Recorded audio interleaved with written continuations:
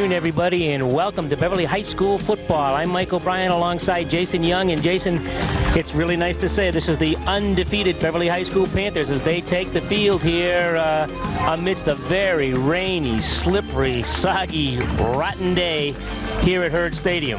It's not a great day for football in terms of the weather conditions, but the Panthers come in 3-0, like you said.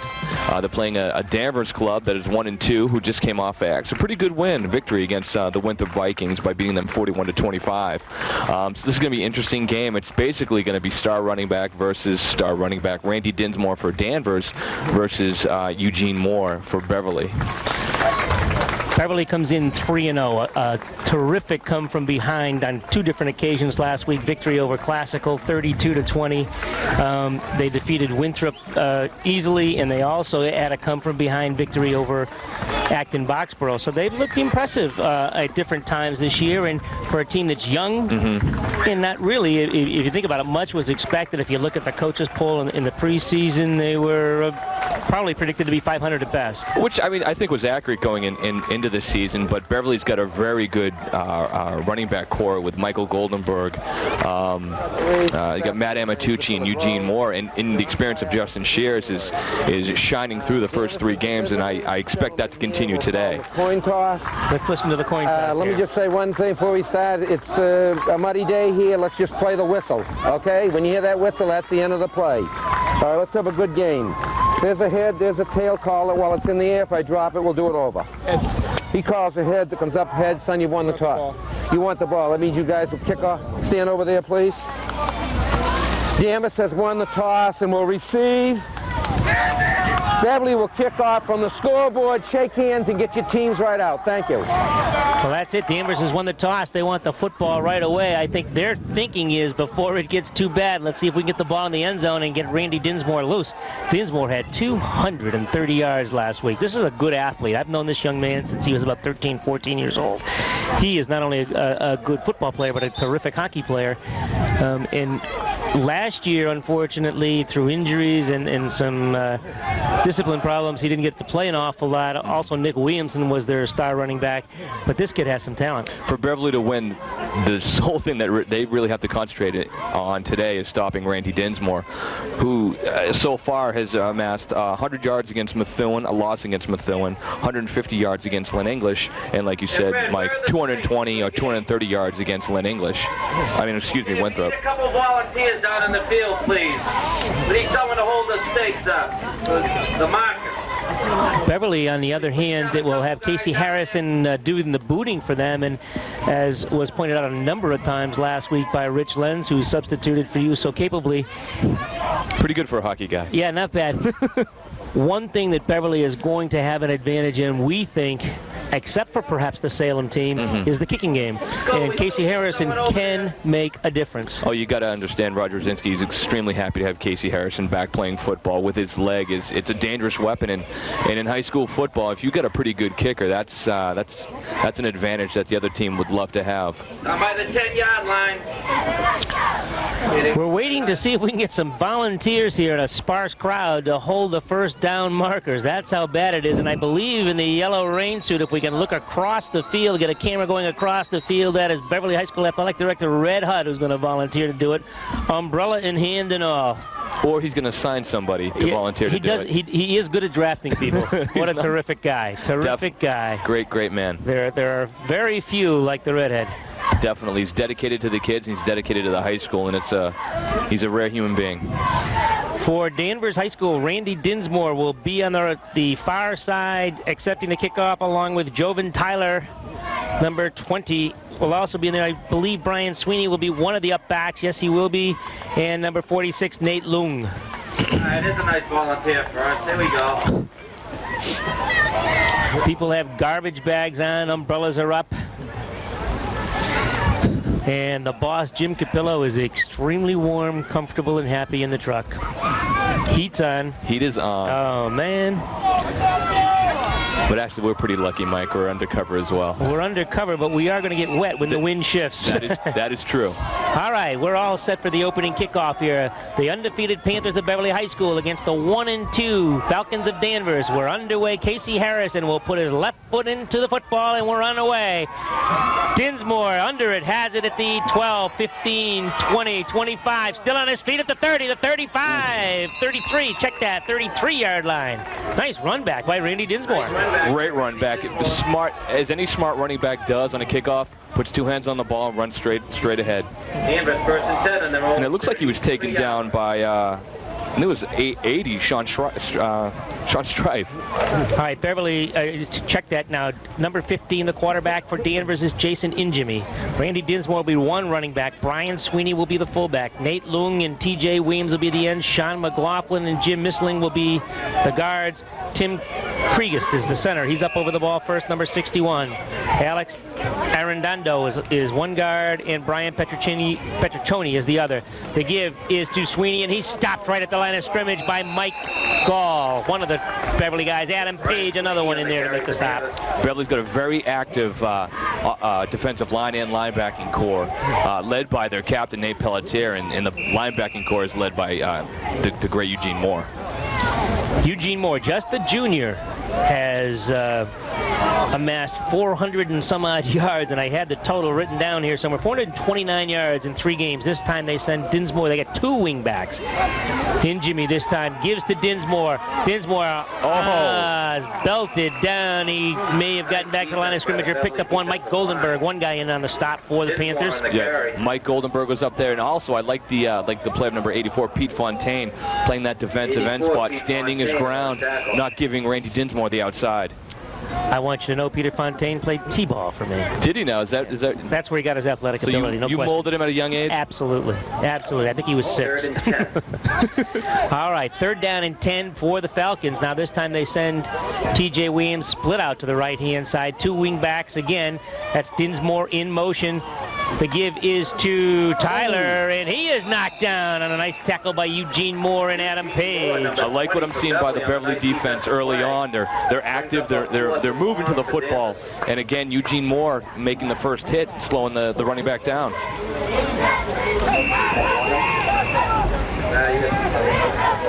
The kicker is Howard Winokur. He will do the punting. Back for Beverly will be Imatucci and Moore. Kick is up, and he just gets it away. Eugene Moore has it at the 45 and barrels his way to the 49-yard line before he's dropped by Randy Dinsmore. Eugene made the decision to field that punt. I would have opted to just let it roll, and whether at least fair catch it. Exactly. Weather conditions like this, anything can happen. Justin Shares will be the quarterback for the Panthers. Mike Ventresca will be the center. Andy Bartlett, Mike Smith are the guards. Nate Pelletier and Jared Sullivan are the tackles. Peter Fontaine, Joe Levesque, Sean Strife, and Corey Harrington all alternated ends for the Panthers. The running backs are Eugene Moore right now and Matt Amatucci, and the give is to number 24 this time, Casey Harrison. He's across the 50 to 45, the 40, the 35, and down inside the 35, the 31-yard line. I got to tell you, Mike, what sprung Casey Harrison was the block of 62, Andy Bartlett. Nice job. Pulled out of his guard spot and cut down the defensive end. Let's see the replay on this. Let's watch Andy Bartlett pull out now. He's going to be at the... Here he comes. Nice block. Right there. Nice block, Andy. All right, 1st and 10 for Beverly at the Danvers 30-yard line. Tight formation for Beverly. Same lineup. Harrison is the wing back. Shares calls the signals. This time he pitches to Moore. They're going around the right side. Moore still on his feet. He's at the 20, the 15. He's going to go all the way. Touchdown, Beverly, on the second play from scrimmage. The Panthers go 51 yards in 2 plays. Eugene Moore going all the way in for the score, and Beverly is on top 6-0. Excellent. They're starting off great on defense and offense. Here comes the replay. Watch Moore now. He breaks 1 tackle, and that's all he had to do. Great block there by Amatucci, and there he goes. And he got 1 block up ahead, and that was by Justin Shares leading the parade. The quarterback not afraid to stick his nose in there. Also another great block by, I believe it was Harrington, number 17. All right, the extra point will be attempted by Casey Harrington. Shares will hold the football. Oh, wow. That's good from about 40 yards away. Nice kick. Casey Harrison showing why we spoke about him earlier. It is 7-0. The Panthers are on top. Panthers are showing some... That happened quick, huh? That was very quick. What was it, 2 plays, 3 plays? 2 plays, 51 yards. They started on their own 49-yard line. That's the one thing I like about Beverly's offense. You can go to anybody. I mean, you can have Justin Shears kill you. Matt Amatucci can kill you. Eugene Moore can kill you. Goldenberg. I mean, they've got great skilled players. And it showed on that drive, the 3-play drive. 8:42 remaining in the first. Now, in weather conditions like this, Mike, I don't expect either team to throw the ball all that much, if any. And if Beverly can keep running the way they did that last offensive series, they're not going to have to. Our congratulations have to go out to the Beverly High School soccer teams, the boys and the girls. The boys defeated Lynn English 2-1 this week. They're 8-0-2, and the girls defeated Lynn English 3-1. They are 6 wins, 2 losses, and 2 ties. Both teams right at the top of the Northeast Conference. All right, Casey Harrison set now. Dinsmore and Tyler are back for the Falcons. The kick this time is a little bit shorter, coming to Tyler. He bobbles the ball momentarily, picks it up around the 25, and stumbles down at the 27-yard line. Wow. We have a Beverly player down. Sean Strife is down hurt. I tell you, number 23 for T.J. Williams for Danvers just laid out a Beverly player. I don't know if it was Sean Strife or not, but that was a hit and a half. First and 10 Danvers. Let's see if we got a replay on this to see what happened to Sean. He's holding his wrist, I think, or now they're checking a leg. If he was the victim of that T.J. Williams block, I can understand why he's hurt. Here comes the replay. Let's see if we can see this. See if you can watch number 23, Mike. Oh, we can. Oh, okay. That wasn't the hit. 65. I didn't see the hit. I didn't either. But that is Strife down. Hey, how are you doing? Looked like they're working on his knee. Hope he's okay. They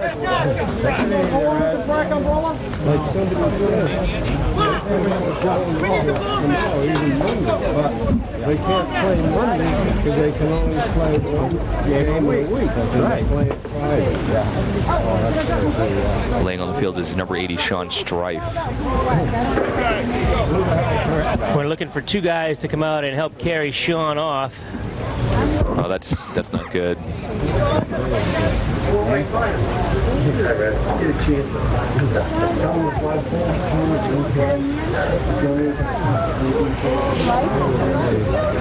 Oh, gee. That's trainer Ian Flaherty is out there with him. Red Hot has not come on the field. Let's have a nice hand for Sean Strife, please. Sean is up, and they're going to hold that leg, so let's just, this is not a good sign. Not a good sign at all. Oh, wow. Hate to see that happen. I'm surprised they didn't take him off on the stretcher. Wow. Now, I don't know whether he just slipped on the turf or not, but Couldn't see it. We didn't see it on our replay as to how he went down.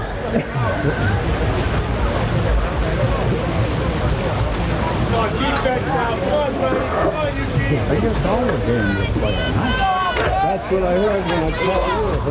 First and 10 Danvers. All right, Danvers will have the ball 1st and 10 at their own 27. We'll try to get you an update on Sean's condition as they come out now with a T.J. Williams split wide to the top of the screen. Check that's not T.J. Williams now. They've got another man in the lineup at the top of the screen. That's going to be Craig Russo. But the give is to Dinsmore. Dinsmore hitting the backboard, breaks a tackle across the 30, 32-yard line. Nice run by Dinsmore. Good second effort. Dinsmore, you can tell he's a good runner. At 175 pounds, he uses all of that. He's got taken down by number 66, Nick Green, and I believe it was number 50, Adam Page, coming all the way from his defensive end spot. 2nd down and 4 now for Danvers. That's the biggest pickup that they have had thus far here in the football game. Tim Krieges is over the ball first. This time they send 2 men out to the left-hand side, including T.J. Williams. They're in the I formation. They're going to throw the ball, and Jimmy throws to the left-hand side. Throws his receiver, T.J. Williams, and boy, Matt Amatucci was only one step away from an interception and clear sailing. And it looks like number 50, Adam Page, was about one step away from a quarterback sack. Third down. One thing you're going to like about number 50, Page, is he's always active. He's always around the football. He had a terrific game last week. Terrific football game last week, Adam Page did. He's a good player. A very wet, soggy afternoon here at Hurd Stadium. Beverly on top, 7-0. It was a 30-yard touchdown run by Eugene Moore.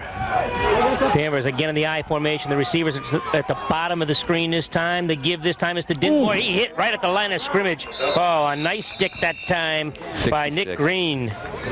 Grind, isn't it? On the tackle. That's it, Nick Grind. Sorry, Nick. Mike, you make the call. Another guy who had a terrific game last week was Nick Grind. Yeah, he's along with Michael Smith. Mike Ventresca, also on the line, has been extremely steady for the Panthers this year, and I know Roger Rosinski's got to be happy with his work. All right, punt formation here. Howard Winokur drops the snap, nice job to get the punt away. It's going to bounce around the 45-yard line, and I think Beverly's just going to let it go down on about the 43 and let it be there. It is down there by Nate Long, and the Panthers will take over in good field position again. Excellent field position, and what I've seen so far by two Danvers punts is Beverly is coming a step away from blocking a punt, so we may be able to see that later on today. Beverly's drive the last time was 2 plays. The first play, Mike Goldenberg picked up 21 yards, and the second play was a 30-yard touchdown run by Mike Ventresca. So maybe we can have a little lightning in a bottle here. I'd like to see it. Shares is the quarterback. Casey Harrison is the wingback. All senior backfield as the give this time comes to Matt Amatucci. He's across the 50, the 45, still on his feet. He's got it. One block and he's gone, but he couldn't get it. He's down to the 23-yard line. And again, Matt Amatucci being sprung by one of the offensive linemen, 55, Mike Smith. Excellent job pulling out of his guard position, cutting down the defensive end. 31-yard pickup. Watch Amatucci. Comes around the left-hand side. Eugene Moore, Joe Levesque, all throwing some key blocks there, and Corey Harrington just wanted to get a shot at number 20 and knock him over so that he could go all the way, but smartly didn't try to do anything because it would have been a penalty. High formation. Moore now is the deep back. The give is to Harrison, right side. He's got a lot of room. The only one he is in for the score. Touchdown, Beverly.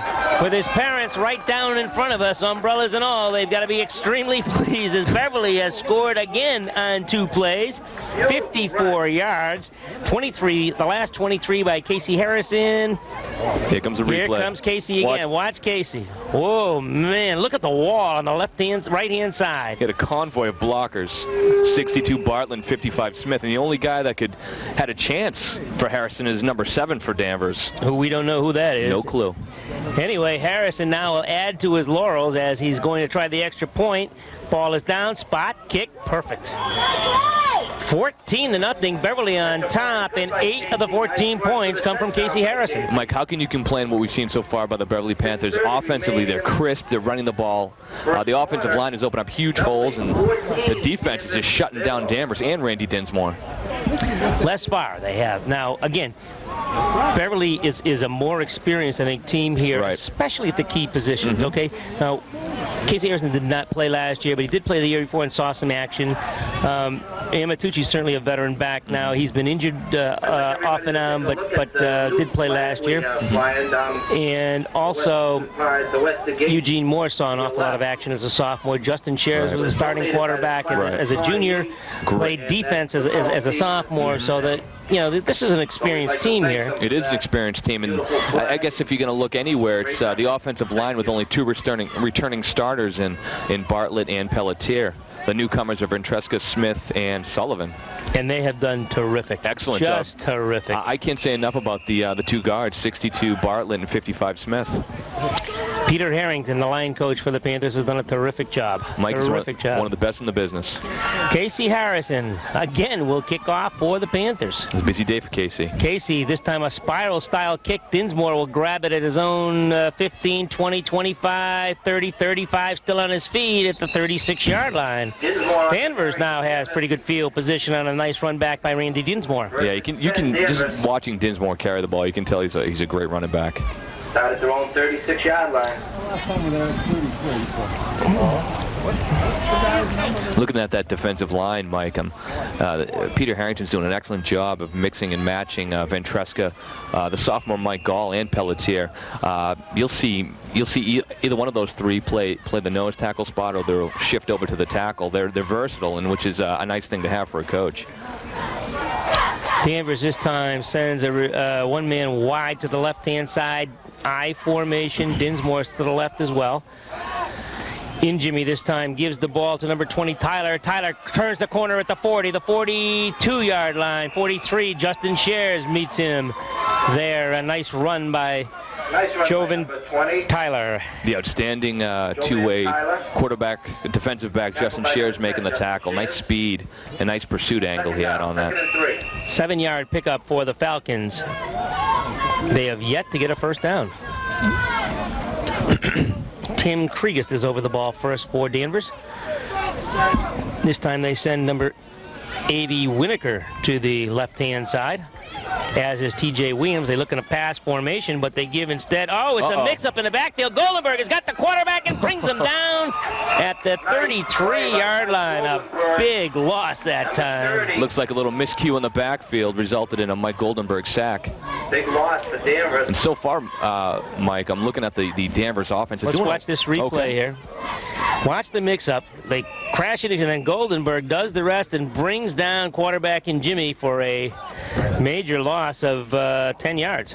And actually, Danvers was doing a pretty good job moving the football, and that's really going to hurt them. 3rd and 12, but we have seen that they're not afraid to throw the football, so let's see what happens here. Especially in these weather conditions. 2 receivers to the right. We're still in a constant drizzle here at Hurd Stadium.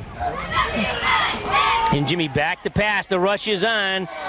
And he throws the ball away. We may have grounding. Yes, we do have intentional grounding.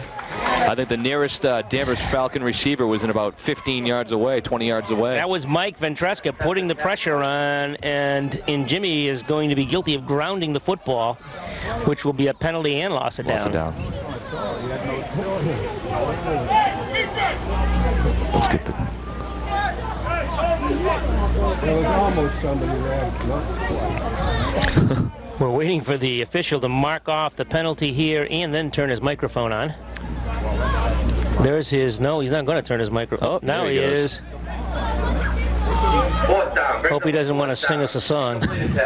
All right, Winokur will again do the punting for the Falcons. This time Beverly moves their men right up to about the 47-yard line. There's Winokur's kick. This time it's a good one, and it's taken by Amatucci at his own 45-yard line.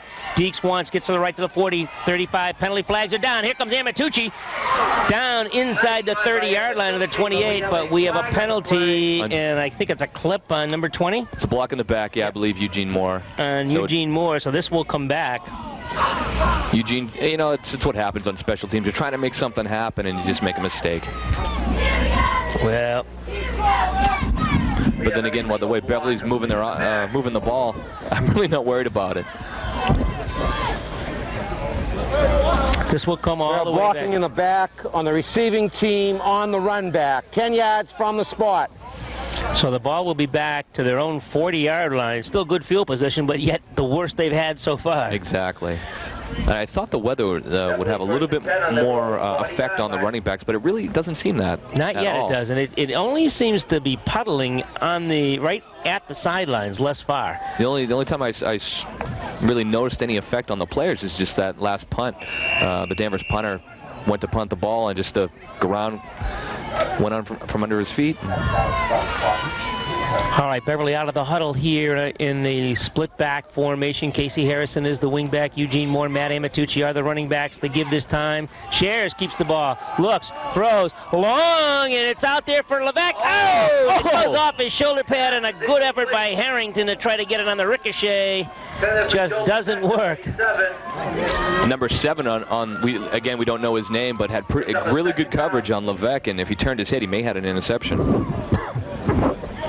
All right, let's watch Shares. Good faking to Harrison. Excellent protection. Shares turns and lets it go. Slippery as the ball is. Oh, man, Casey Harrington almost came up with it. Or Corey Harrington almost came up with that one. Corey Harrington proved last week that he's got some pretty nice hands and can catch the football. Let me tell you something. He had a game and a half last week. I saw his parents after the game and told him that he can get filet mignon and lobster for dinner.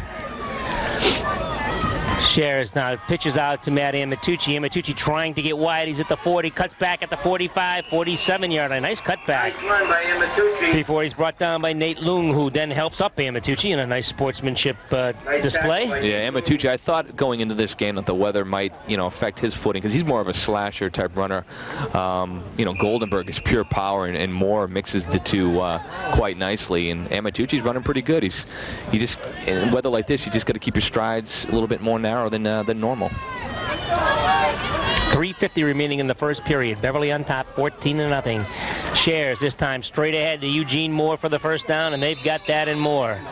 As Moore gets down to the 46.5, 46-yard line, I guess. Looks like that, yeah. And it looks like I'm looking at the Danvers defensive line, and I see a big number 66, Sean McLaughlin. 300 plus pounds. He's just leaving the game now, but Nate Pelletier is having a great game. I'm isolating him, and he's doing a fine job against these Danvers D tackles. Eugene Moore, Matt Amatucci in the backfield. Justin Shares calls the signals, gives to Amatucci. Oh, and he's lassoed right there at the line of scrimmage. He falls forward, picks up about 2 yards. Tim Kriegist, the center on the offensive line and the nose tackle on defense, made the stop. Yeah, he's doing a fine job. Nate Lung calls the signals for the Falcons. And it looks like Mike Ventresca is going to have a fun day going against Kriegist, who's 220 pounds, 5'9".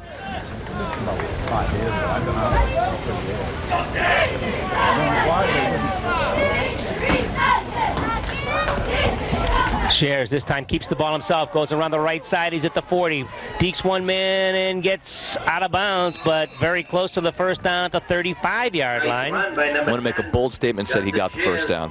Wow. I know, I'm going out on the limb. Another Beverly first down. But you knew George Copelas, the PA announcer, called it first. As always, I get scooped. The ball is marked at the 35, 1st and 10 for Beverly.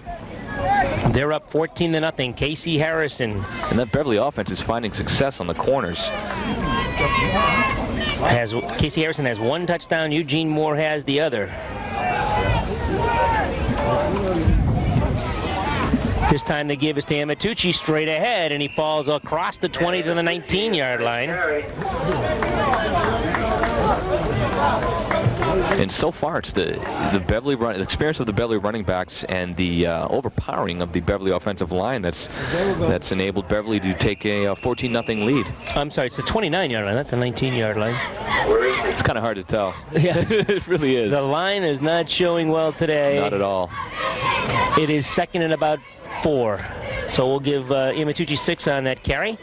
Shares this time, fakes, turns, looks to throw, is being rushed, now throws on the run, complete to Harrington. Harrington is on his feet and down at the 12-yard line. Looks like the 12-yard line. Justin Shears rolling to his left. Looked like he was going to take that ball and run. Spotted an open number 17 Harrington and just... Let's see the replay here. Watch Shears' athletic ability here. Now he tucks the ball in, looks like he's going to run, stops and throws the ball complete to Corey Harrington, and Harrington's down at the 12. 1st and 10 for Beverly.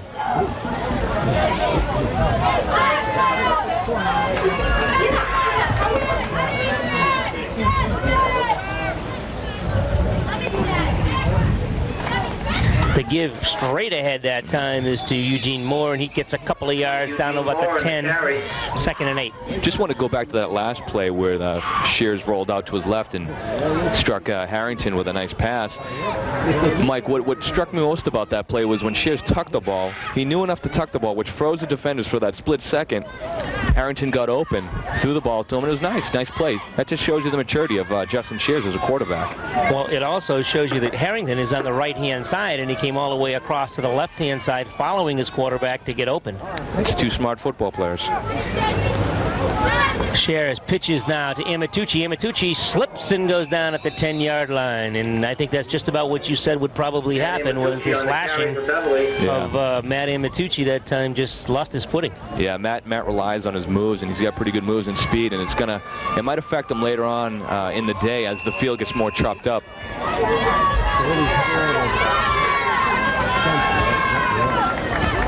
Last quarter, they had guys from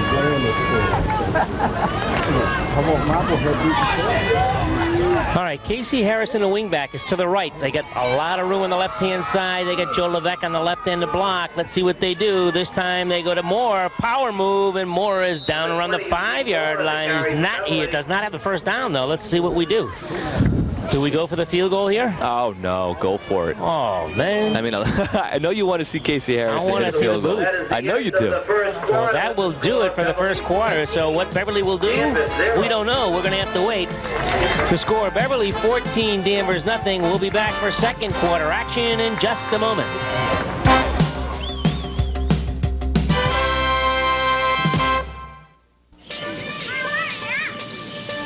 We're all individuals. We want to do different things, go different places. That's why Media One designed an interactive broadband network that lets you be, well, individual. Even people you think would be the same use it in completely different ways. To her, it's all business. Okay, everybody tighten up a little bit. To him, it means learning about the Tyrannosaurus, the Stegosaurus, or the I think he saw us. And to him, it's the way to check out the seats. Before committing to the perfect season ticket.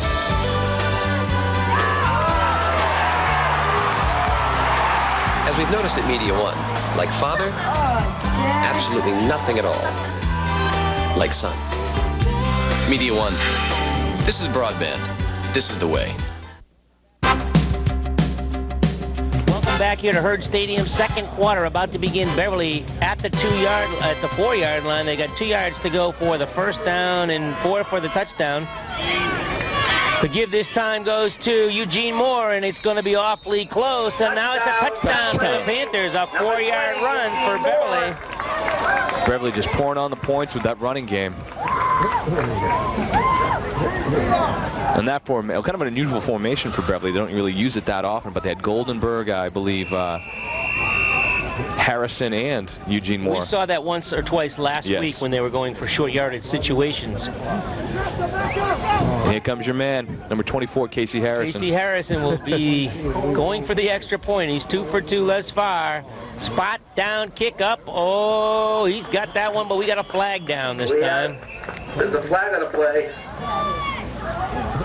No, maybe not. Yeah, there's a flag on the play. It's against Beverly, whatever it is, as I see the officials pointing. Let's see. We have a low block on Beverly. I have no idea what that entails, a low block from Beverly.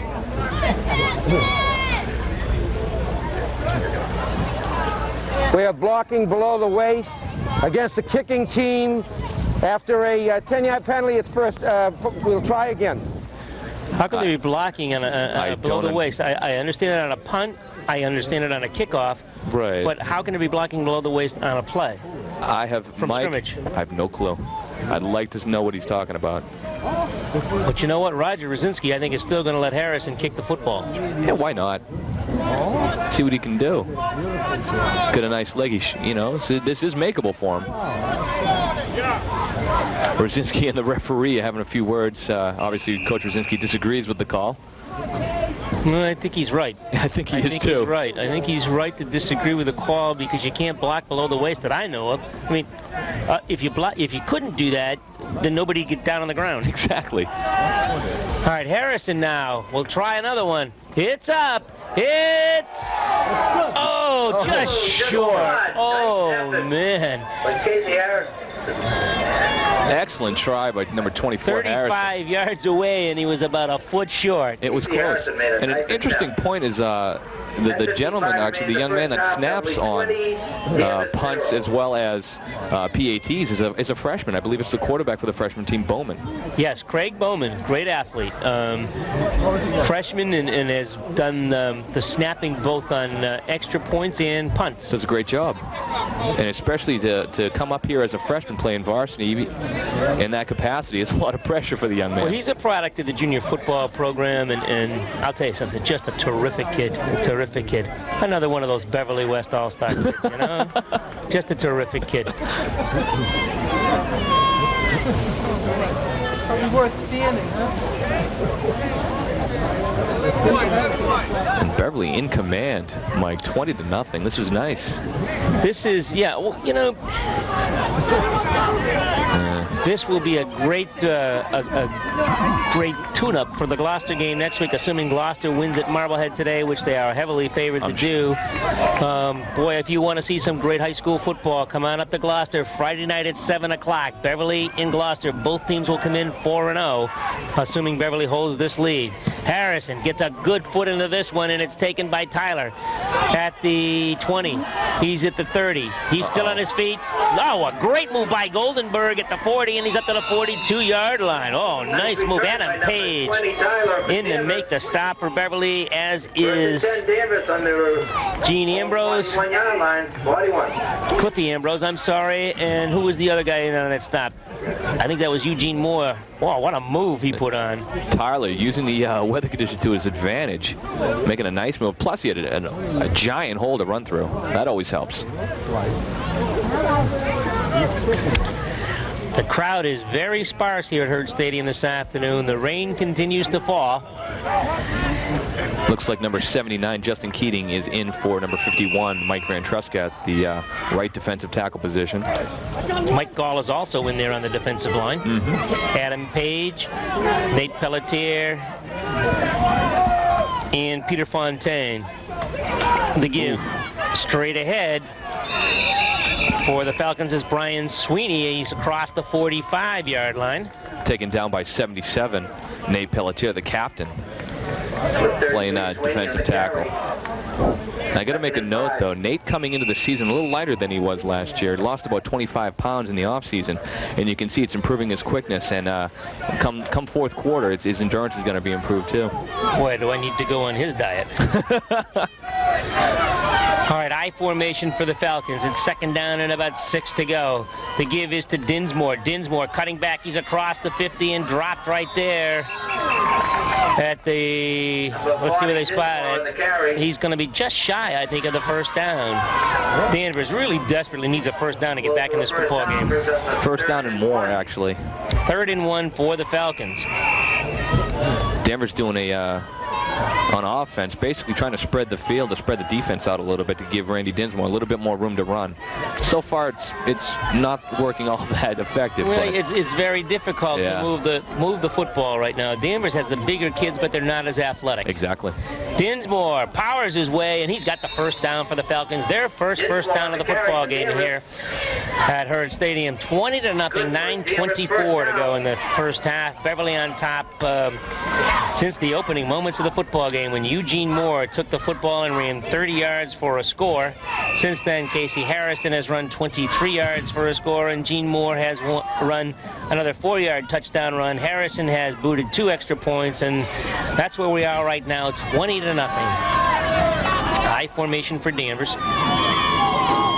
In Jimmy calls the signals. And we have penalties here. I believe that's going to be delay of game. Flag on the play. He was trying to pull Beverly off sides that time. It looked like a long 4 count or something like that. Dead ball, foul on the offense, in motion, 5 yards from the spot of the foul. I didn't see anybody move. I didn't either. And Beverly showing good discipline on the defensive front to not jump off sides. Might be a makeup call for that block below the waist. Could be. Oh, yeah?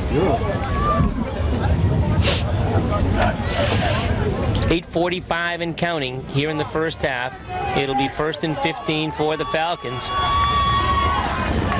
They may throw the ball here, and Jimmy can throw the ball, but he pitches instead to Dinsmore across the 45. Ooh. Oh, he slipped and went down. Oh, that's when the knees get wrecked. And he had a head of steam, but Nick Grind was there to stop him, number 66, if Dinsmore didn't slip. But yeah, you can tell, Mike, that the field is getting beat up right now, and it's affecting the footing. It'll be 2nd down and probably the same, 15 to go.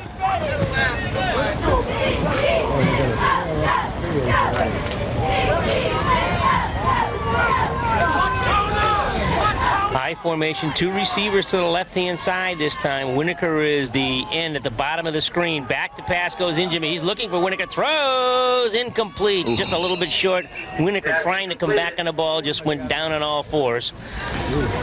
And I think you can expect that this afternoon just because of the weather. Yeah, it's going to get tougher and tougher to pass the ball as the day goes on. Rain comes harder and harder, and boy, it is really teeming right now. Third down. This is going to be a messy end of the half here.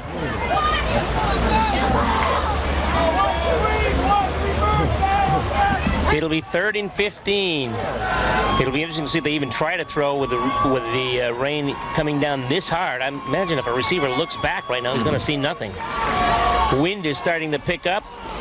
Jimmy is going to throw, or he's going to try to. He lets it go. It's complete to Sweeney at the 40, the 35, the 30. A nice tackle by Manny Matucci, but a first down for the Falcons. And boy, Jason Injimi did show some great athletic ability. Let's see a replay. That was a nice tackle by Manny Matucci, number 12. I tell you, Sweeney was wide open, not a man maybe 10 yards away from him. Watch it now. What? He avoids the sack, throws the ball right to Jason Sweeney, but a good tackle, a touchdown-saving tackle that time by Matucci. Definitely. And number 79, Keating, was about 2 steps away from sacking Jimmy. The ball now is at the 28-yard line. The rain is really pelting down now as the give is to Randy Dinsmore straight ahead, and then he just goes into a pile of Beverly people at the 25. He picks up 3 yards.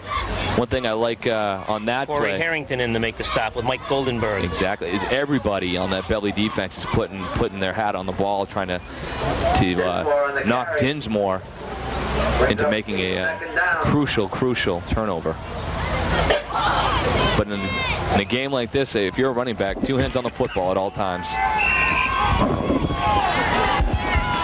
And if you think the rain isn't coming down now, wow.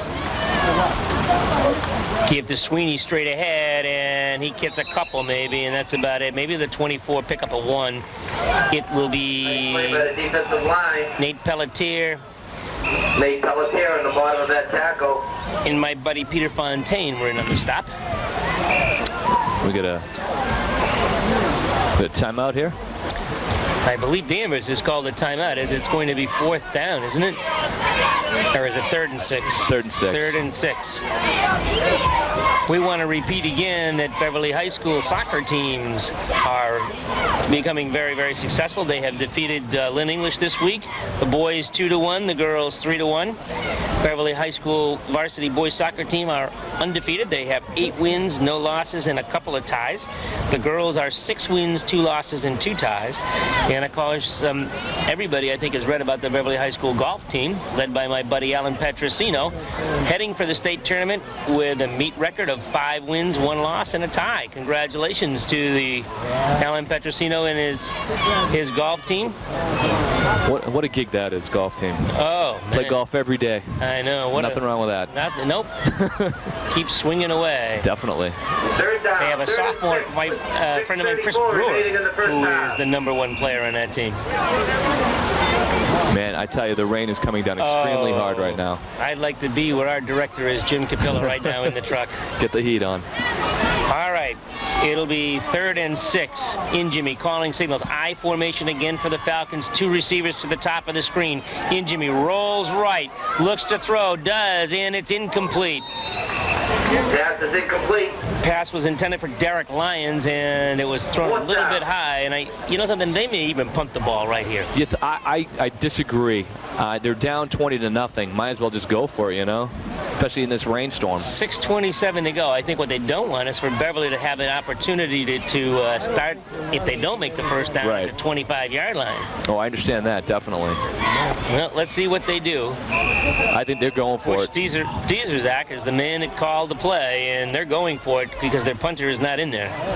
Or he's in there, but he's a split end on the right-hand side. They're sending Lyons to the left, Winokur to the right. I formation now, number 46 coming from the tight end, Nate Loon, coming to the left-hand side. In Jimmy call signals, looks quickly, throws, incomplete, just a little bit high to Loon. And Loon would have had that ball on a normal field, I think. He just couldn't make the turn. It's just what happens now is the football players concentrating on their footing rather than what they need to do, and it's not helping the situation for the Danvers Falcons as weather conditions. So the Panthers will take over 1st and 10, and I'm going to have to guess that the ball is on the 24-yard line as the rain now starts to come right in towards us. Great. It doesn't bother our director in the truck. Mike Ventresca up over the ball first. Shares will call the signals here. I think Beverly's just going to grind this one out to give to Amatucci, and he stopped right away at the line of scrimmage. Let's see. One thing that's going to be hard to do is tell the jerseys. Miss Livy is in to make the stop. Yeah, the captain, 6'1", 250, playing nose guard. It is just teeming right now, and you can see the rain on your screen coming down. It's not a great afternoon for football. This is like that Kansas City-Seattle game a week ago. God. 2nd and 10 for the Panthers.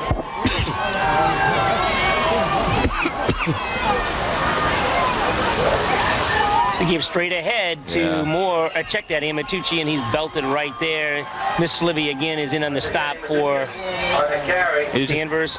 It's getting extremely hard for the players to get their footing. With this driving rain, it's just destroying the field. Tim Krieges is also in on the stop.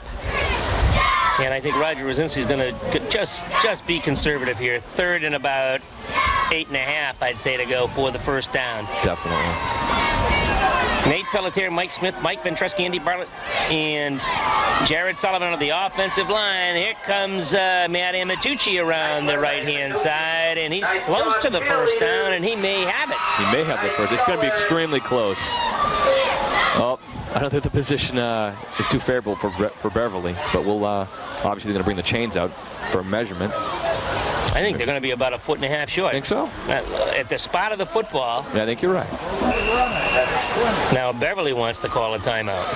Nope, the timeout is being called by the officials to bring out the chains. And if it's possible, it is coming down harder. Only the Ducks like this. Look at the cheerleaders are having fun. Oh, look at, if we can get a shot of the Beverly High School cheerleaders down there, watch them go. You gotta love it. Making the best out of rotten weather.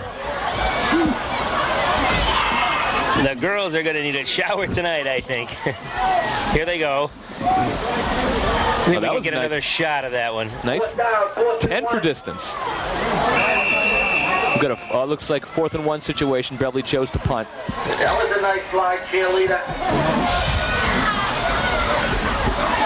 And again, the freshman Bowman coming over the center. Kick punt for Beverly.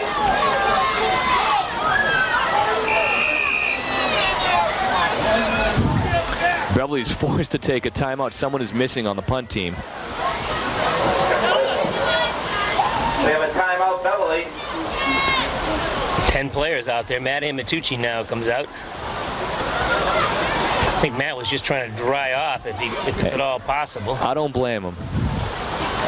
Actually, Mike, we are lucky to be undercover. We gotta admit that.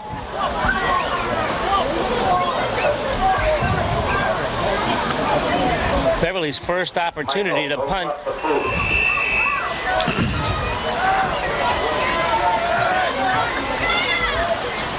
they fake it. Eugene Moore is going to run the football. He's got the first down. He's at the 45, the 50, the 45, but a flag is down. Legal block. Oh, what a great call by Rosinski. Great call, and I was surprised by it, to be honest with you. Let's see what the penalty is. He's gone from being Republican to Democrat. I think he's lost that conservatism. Excuse me. It's Great call. Not always a bad thing either. No, sir. Let's get the call. I believe it's an illegal block. Disregard the flag, which was thrown on a block below the waist. Disregard the flag. It's got to be a punt play. Because of the rain. It's raining out. If I heard that correctly, I had a tough time hearing it. he said disregard the flag. Right. We thought it to be a punt. It was a running play. So why down here on the extra point did they call blocking below the waist? I would love to get an explanation on that. That's still Only in America. is a mystery. All right, we've got 4:13 to go here in the first half. Beverly's got a first down at their own 49-yard line. 1st and 10. They're on top 20-0. 2 touchdowns by Eugene Moore and 1 by Casey Harrison. Harrison has booted 2 extra points. And that's the scoring for the Panthers. And I got to think that fake punt, I did not expect it, and I know Danvers didn't expect it. Especially in the weather conditions as we have today. I just thought Rogers going to, like you said, play conservative, but he didn't. Now, officials are conferring again. Let's see what he's got to say. Coach Rosinski better watch out. He's stepping on the about 10 yards onto the field of play. He was looking to see if they were going to change the call because Danvers asked for an explanation. 1st and 10. Here we go. Shears is the quarterback. Fakes. Going to keep it himself and is belted right at the line of scrimmage by a host of tacklers, including Nate Long. Not a lot of room to run. And Jim Mislevin make the stop for the Falcons. I think Arredondo was in there as well. I believe number 55, yes. Alex Arredondo. I think is his name. You are correct. What he goes by anyway. It'll be 2nd and still 10.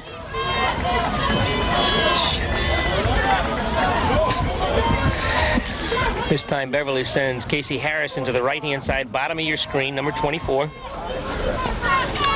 Give to Moore, across the 45, down to the 43, 42-yard line, very close to first down territory. Yeah, the safety Sweeney making a touchdown-saving tackle. Dry balls are being provided to us here by Dick Young. He's doing a heck of a job.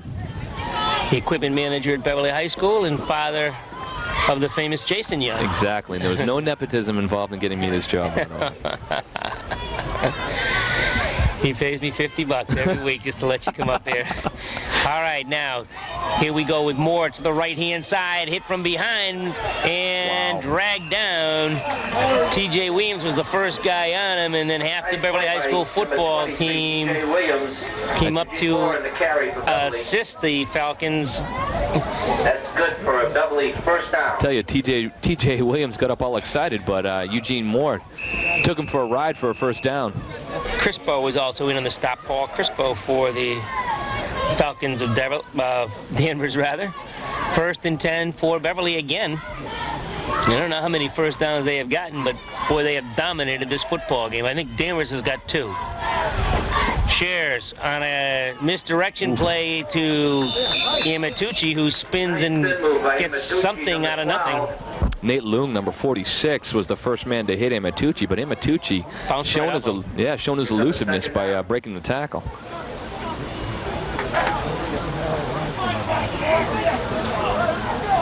Looks like that Danvers defense is just tired, wet, and just can't wait for the this half to be done with.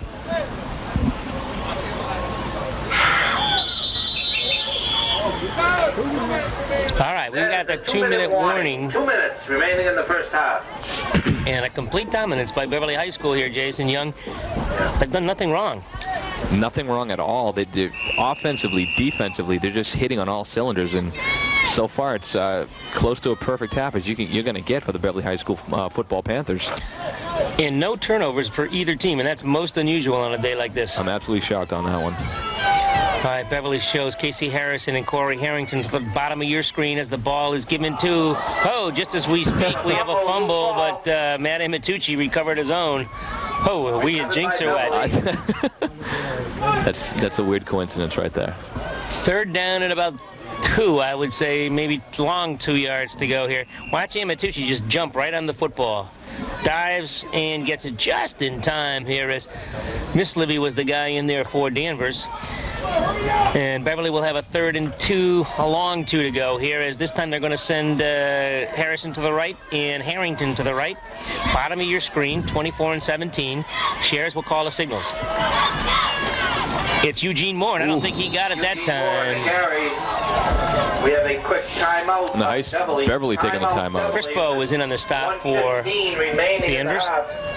And it'll be 4th. Once again, I would like to say thank you to the class of 48 that are here today for giving us that flag that we have down by the west goalpost.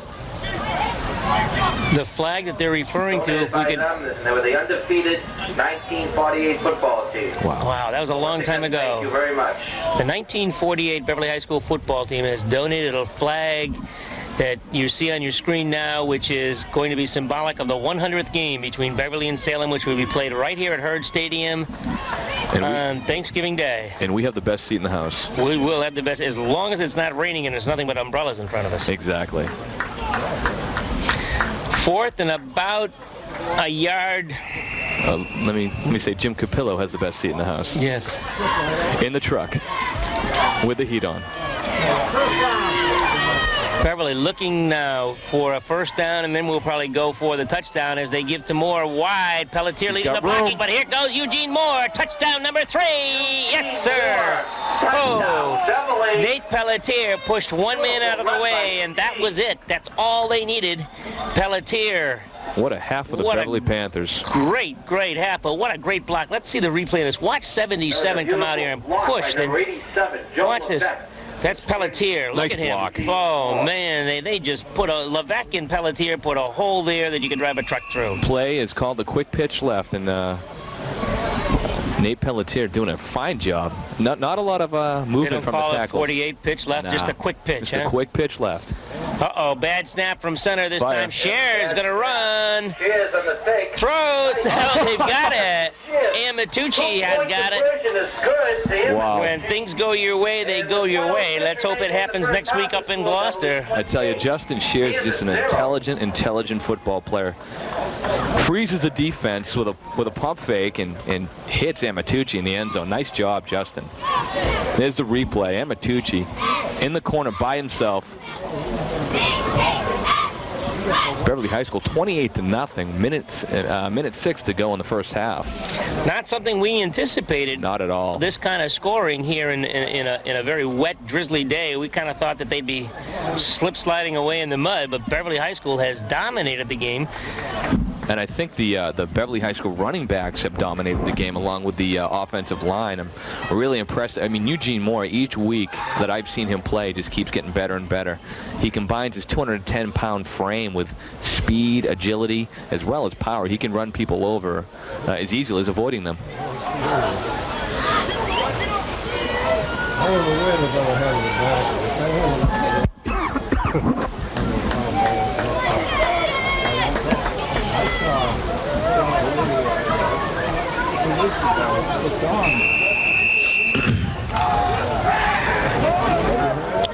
It's going to be very difficult right now for Danvers to get back in this football game. This is just got to be discouraging for them. The weather,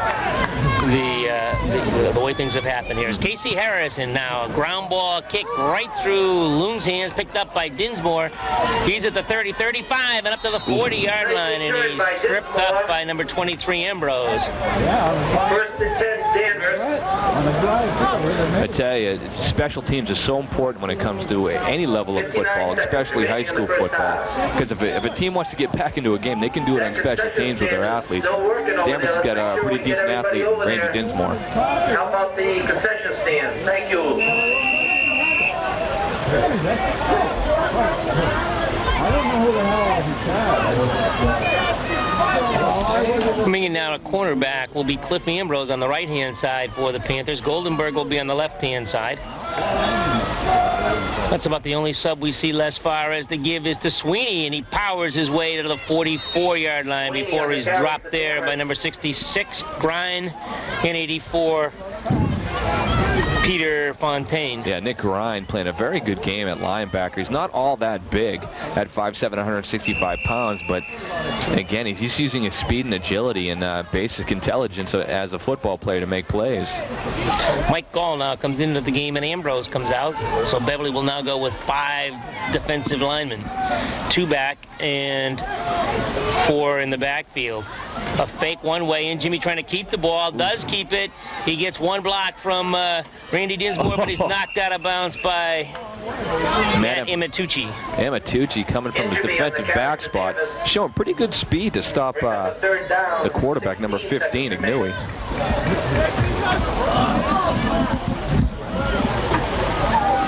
Here's the replay on that play. Watching Amatucci, he's going to come up from his defensive halfback spot and just pop hard, pop in Jimmy out of bounds. Amatucci laying the lumber down. It'll be second, check that 3rd and 6 now for Danvers, and boy, they just have not been able to get anything established.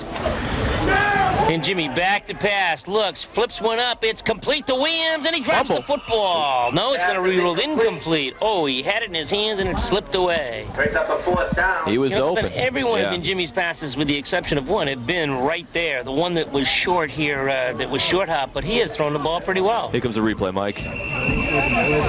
And Jimmy holding the linebackers, then floats the ball up, and TJ just didn't have that one for Danvers. One thing I can say about the Danvers Falcons is when they do drop back the pass, they have some open receivers. And if it was a drier day, I hate to think what the Falcons may have some points on the board. 5-3. I'm not sure that on a drier day that Beverly's defensive backfield would be as conservative as they are. They just don't want to slip and have somebody get by them. They don't want the big play to develop. It did look like the defensive backfield was sitting back a little bit deeper than usual, trying to prevent exactly that big play. Well, there's only 9 seconds left in the first half. They're up by 28 points. They want to go in there with a big lead, get dry, as dry as they possibly can get, and get ready to go again. Yeah, come back in the second half and maintain the lead and come out of here with a W. Years ago, they thought the sky would be filled with flying cars by now. Look, nobody knows what the future is going to bring, but Media One knows what's going to bring it to your house. You're standing on it. It's Media One's interactive broadband network. And we've been laying it here, and here, and here. Today, people are using this network to do some pretty amazing things. You see, what it's really been designed for are the things we have yet to think of. The brilliant ideas that will be thought of years from now. Media One, this is broadband. This is the way.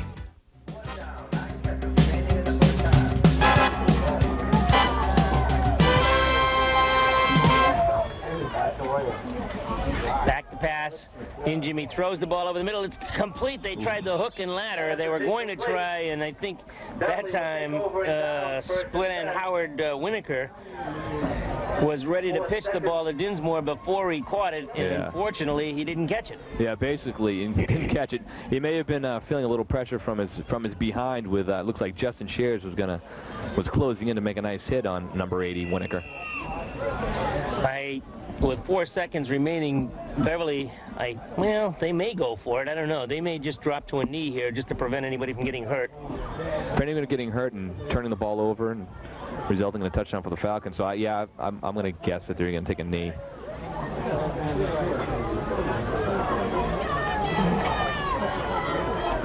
Nope. Shares back to pass, looks for Levac. He's got him open, and he overthrows him. Oh, boy. There's no conservatism in the Beverly High School offense. I don't know if that's Sid Gilman or Roger Rosinski on the Beverly sideline. You got to be kidding me. Levac was wide open that time and just overthrown a little bit by Justin Shares. But that'll do it for the first half. Beverly High School with Eugene Moore adding 3 more touchdowns to his resume, as he had 3 last week, are on top of Danvers 28-0. We'll be back for second half action after these messages.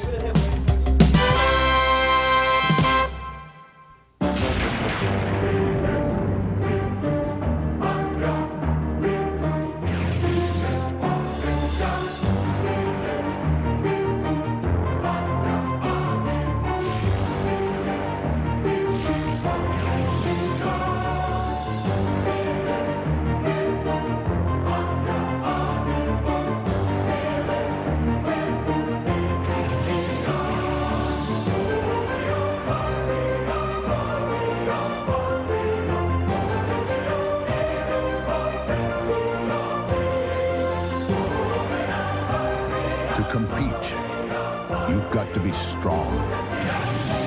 To win, you've got to be smart.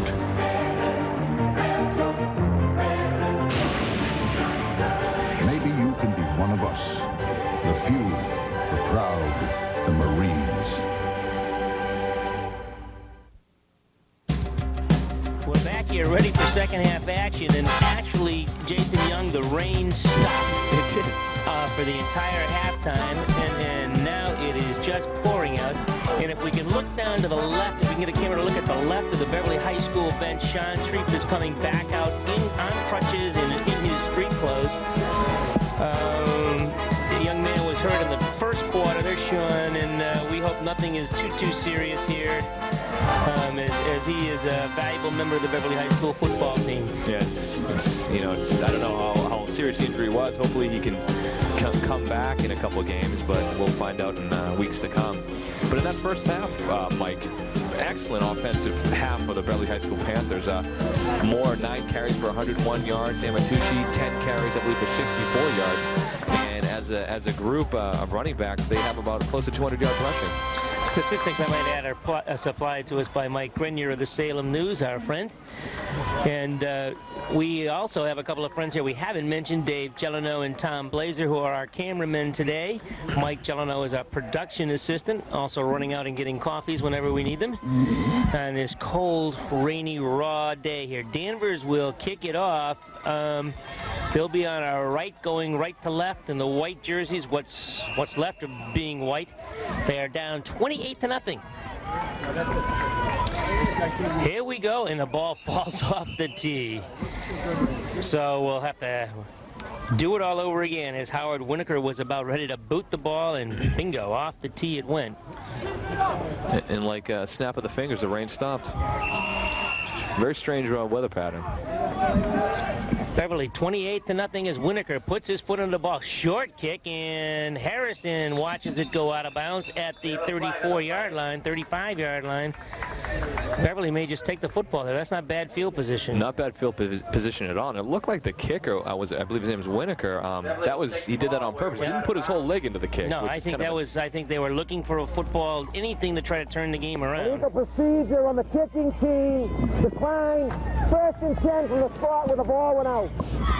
Penalty was declined by Beverly. First and 10. Wow. On their own 35-yard line. First and 10, Beverly on their own 35-yard line. The cheerleaders put on a show for us here during the first half of diving through the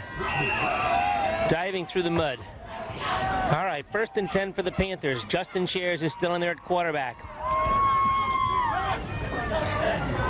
He gives to Amatucci, who fumbles the football, but I believe Beverly went right into a Beverly football player's hands. Beverly brings up a second down. 55, Michael Smith was the man to corral that ball. Michael Smith, familiar with the football in his hands, former quarterback, turned offensive guard, which is an unusual switch, actually. Yeah, he's also the quarterback on the JV football team. And I'm sure they're gearing him for next year. Amatucci comes out of the football game now, and Mike Goldenberg comes in as a running back.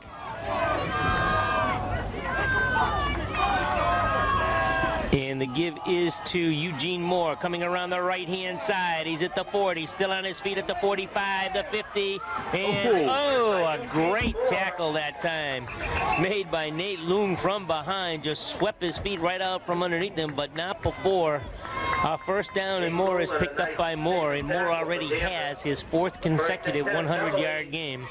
Here comes a replay, Mike. Now watch Michael Goldenberg, nice block. Watch this now. Watch this tackle. Ooh! As he slides another 7 or 8 yards. Goldenberg with a key block to spring Moore. Casey Harrison is the wingback now. And we have flags all over the place. Shares holds onto the football. I'm going to believe we're going to have illegal procedure against Beverly. I believe you are correct. Illegal procedure on Beverly. Illegal procedure on the offense. First down, 5 yards back. All right, it'll be 1st and 15. Eugene Moore, 4 consecutive 100-yard games. He's just a junior. Just a junior, and last year obviously we had David Timpson, who's doing Marvelous excellent at Curry College. Just the player of the week in the NEC. The congratulations to him. Yes, sir. Moore again with the football across the 45 to the 40-yard line as he falls forward. Run by Eugene Moore. Michael Smith and the leading the blocking. Yeah. The point I was getting at is Eugene Moore didn't get a lot of varsity carries last year, so this year is obviously he did probably a bulk of the load on the JV, but varsity he's doing an excellent job for his first varsity, first 4 games in a varsity uniform, playing offensive back on a full-time basis. And he's playing 2 positions. If you notice, he can play the 1-back or the 2-back too. Right. So that's a big benefit to Rosinski. The pitch goes to Moore, the left-hand side this time. He eludes 1 tackle and is finally brought down, but not before he gets to the 35, 33-yard line. Beverly just pounding it down the throats of the Danvers Falcons right now. Again, the rain has picked up again. The wind is blowing. The day is lousy, and your father is out there switching football, soaking wet. I tell you, the man's agility is uncanny. First and 10 for Beverly. They're on their own. They're on the Danvers 33-yard line. There's a nice shot of Dick Young. Dick Young, look at that. Handsome as they come.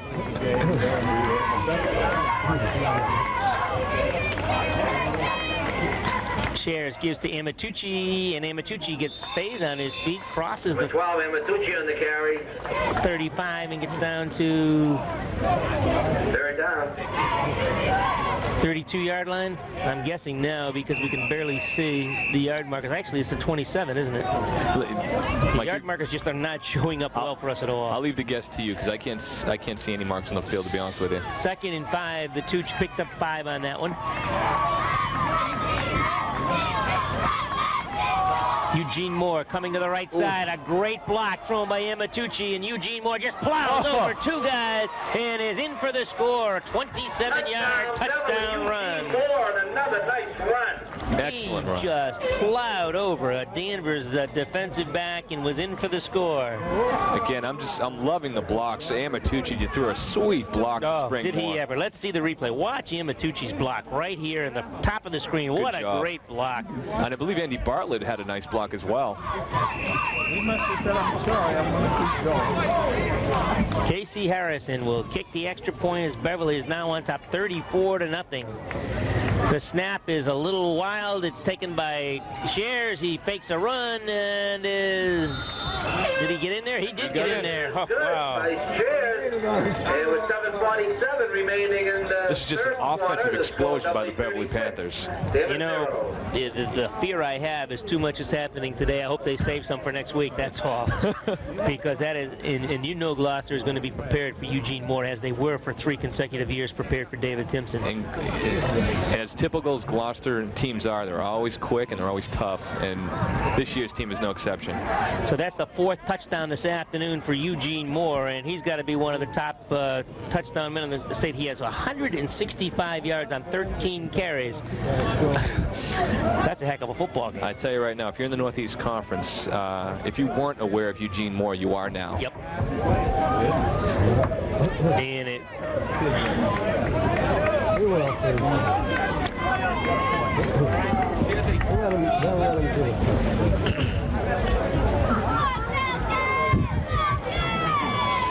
Number 11, Pat Belmonte, showing his respect for Eugene Moore, bowing to the feet of Eugene.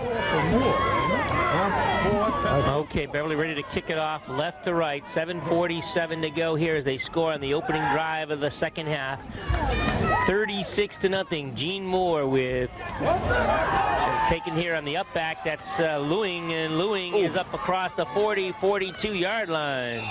Some hard hitting going on that kickoff return. Goldenberg in to make the tackle along with the captains for Danvers, 1st and 10. Looks like number 55, Mike Smith's getting up in the bottom of the pile. Mike Smith, and also 62, Andy Bartlett was in on the stop.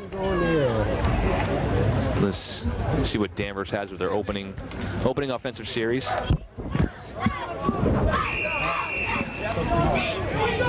Danvers was going to have to open the game up here to get back in at 36-0 now. The Falcons are down, and they give right up the middle. Sweeney, he's across the 45 to the 46-yard line. Carry for Danvers.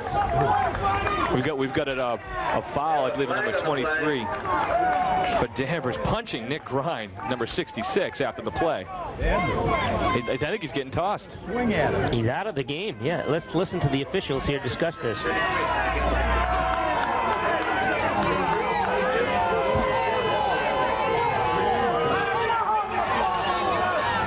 And that's going to be a major 15-yard penalty, too. Yeah, that was, if we could get a replay, I don't know if it showed it, but that was pretty vicious. We have a personal foul on a Danvers player. I don't know if it shows it, but it was a blatant punch at Nick Grine, number 66. All right, let's see. Good sportsmanship. I'd Be like on the everybody top to of the know screen. that 50-50 winner donated his half Can't see it. back to the boosters. Couldn't We'd see like it. to thank you for Okay. Maybe it's better we didn't. a good gesture. But I got to give Nick Grine some credit for keeping his cool in a situation like that. Did he get A lot of times you want to take a swing Yeah. back, but he And usually the guy that retaliates is the guy that's caught. Now, exactly. we didn't see the beginning of that. Maybe I Williamson was retired. Oh, that's true. You know, Well, then I mean, probably Williamson is just frustrated. He's down 36-0, but you know you can't take your frustrations out like that. and I'm sure there's a little bit of yapping going on out there too. So A little bit.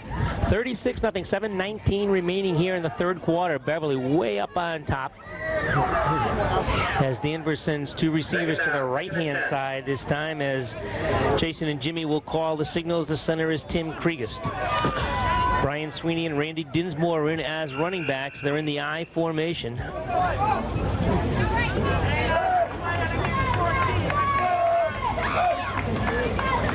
The give is to Dinsmore. Page can't get him, and Dinsmore's up to the 47-yard line before just Mike Goldenberg makes the stop. I've been watching Mike Goldenberg this game, Mike, and he's a solid tackler. He's 210 pounds, and man, he can really lay some hits on some people.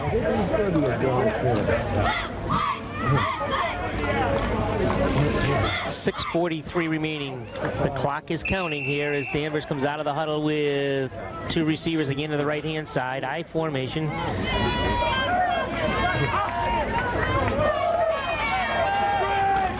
Back to pass goes in Jimmy. The rush is on. He's forced to roll to the right.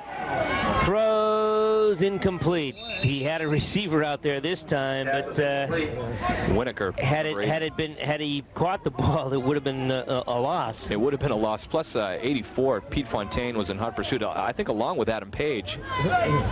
Eugene Moore is out of the football game now, and I think that's fair. It's a good idea, I believe. Yeah, let's not get him hurt. I think it's safe to say Eugene's done for the day. Cliff Ambrose and Matt Amatucci are back deep to accept the punt formation of Winokur.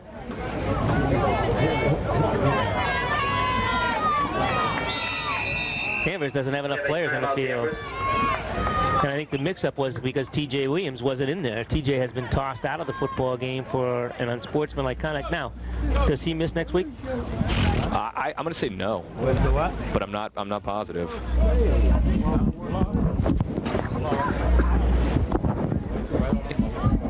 Just to make a comment about the Beverly defense, they held Dinsmore, the great back for Danvers, to only 19 yards in the first half on 8 carries. Well, your backs are only as good as your offensive line, and in Dinsmore's defense, he has not had many holes, but he has gotten through sheer ability.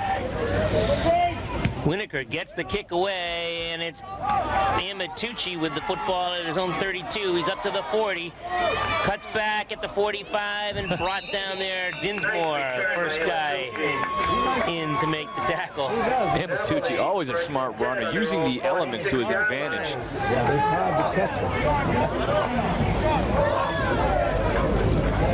And incidentally, there is, I'm just watching some of the Beverly players and the Danvers players interact. There is a little bit of a little chippiness going on the field. And yeah, most of these kids know each other, okay? Sure. Now, we just saw Shears and Dinsmore talk. They played hockey together for years. These kids know each other. Definitely. Just asking if he was all right, I think, is a better thing, and I would hope to think that's all it was. I hope so. Shears this time gives to Eugene Moore. He's back in the football game, and he's across the 50, or up to the 50-yard line. Number 20, Well, I guess I was wrong about about Eugene Moore's day being over. Mike Goldenberg now comes into the football game, and Moore will come out. I think it's safe to say we're going to see some Beverly and Danvers reserves pretty soon, with Beverly being on top 36-0. Now, I think usually in a case like this, it's the team that's behind that will put the reserves in first, and then the home team says, okay, they've called it quits, and now we'll put in ours on the next play. The pitch this time to Ian Matucci at the 50, the 40, 46, fumbled the football, but he recovered it again. Nick Loong in to make the stop for the Falcons. I think that's the third time Matt's actually dropped the ball, but it's also the third time that he recovered his own fumble.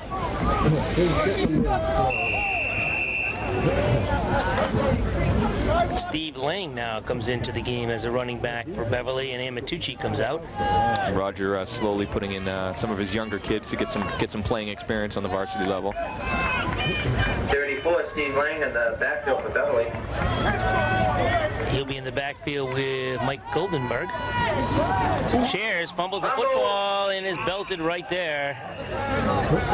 A snap from center, and I think we're going to see more that the center of the field now is just solid mud. I mean, that's about all it is. Fourth down for Beverly. They have elected to punt the football. Only the second time today, I might add, that they've had to punt the football. Watch Shares as he recovers the ball and then gets popped. He was down anyway because his knee was on the ground as he was getting the football. I think the safest play on that situation, just jump on the football.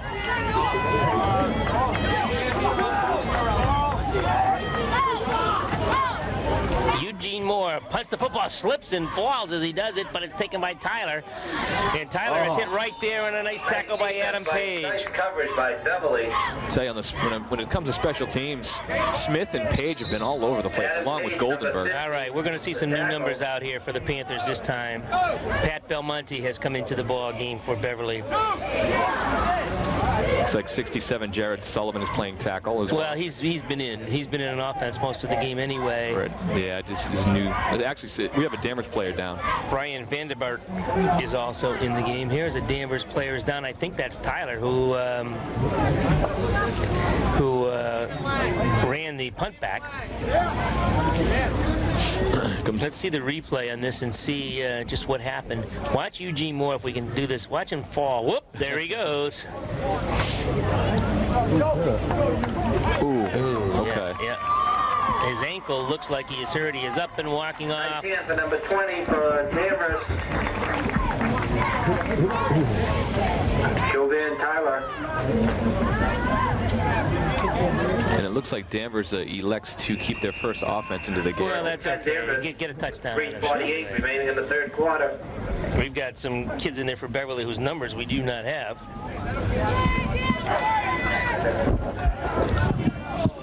Okay.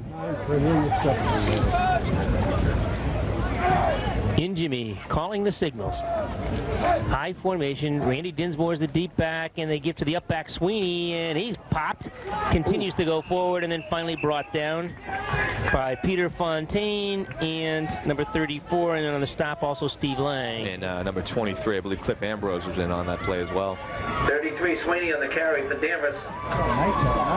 Yeah, this is what it's Second down. 12:30. It's going to be a pick shot. Second and about 6 for the Falcons. They're down 36-0.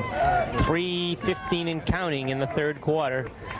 The give is to Dinsmore, and he goes straight ahead and gets to about the 30-yard line. It'll be a pickup of about 3, and it'll be third down and about 4. It looks like number 82, David Rocchio, in there at linebacker making a play. Dinsmore in that last carry. Third down.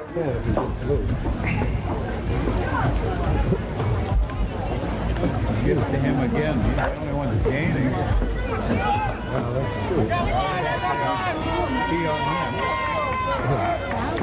Danvers now with a fumbles the football, and Jimmy jumps right on it, and Rocchio jumps on him. And it'll be fourth down and about 5 to go. It's punt formation again for the Falcons. So you got to think Danvers Falcons just going to punt this ball. Brings up a fourth down.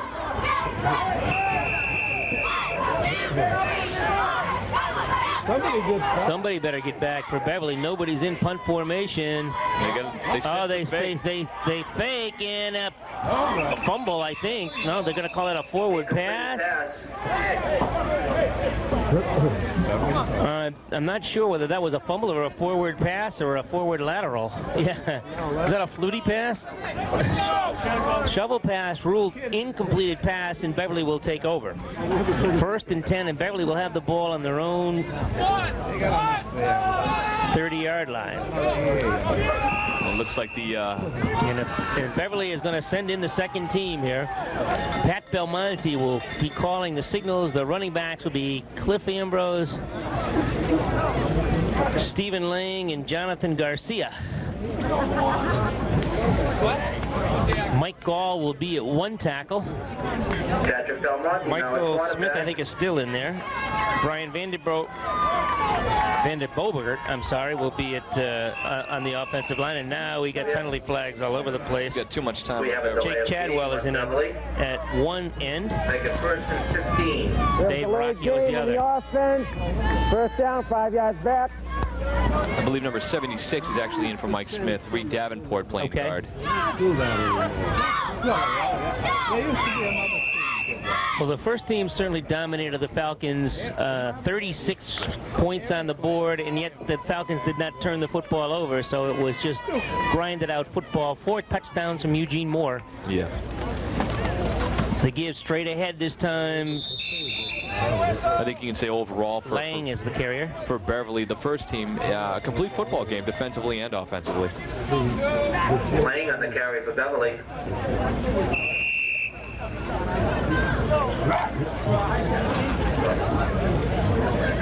Pat Belmonte, I believe, is the brother of Joel Belmonte, who played quarterback at Beverly a couple years back. The last of the Belmonte clan right here. Ryan Hirschfeld is now the center. They give now straight ahead to number 34, Lang, and he is driven back. Once again, Lang on the carry. By number 46, Nate Loon. I gotta believe that some of the numbers that we may not have on our program could be freshmen for the Beverly Panthers. No, the freshmen aren't dressed. Actually, they are. I saw Matt Davidson and a couple of the other kids that were down here on the right-hand side. So, and they dress for JV games and play JV. But number 60, I think Mark McDonald's a freshman. He's in uniform. Bowman is in uniform. Number 15. Well, Bowman plays. Yes, and I believe Mark McDonald, number 60, is also in uniform. Running back, 31. And unfortunately, they're not listed on our program. Number 31 on the carry for Beverly. I don't have his name.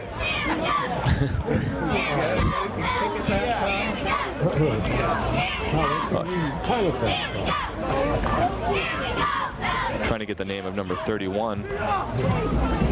Jay Kuziak is what people are saying. Last carry was by Jay Kuziak, number 31.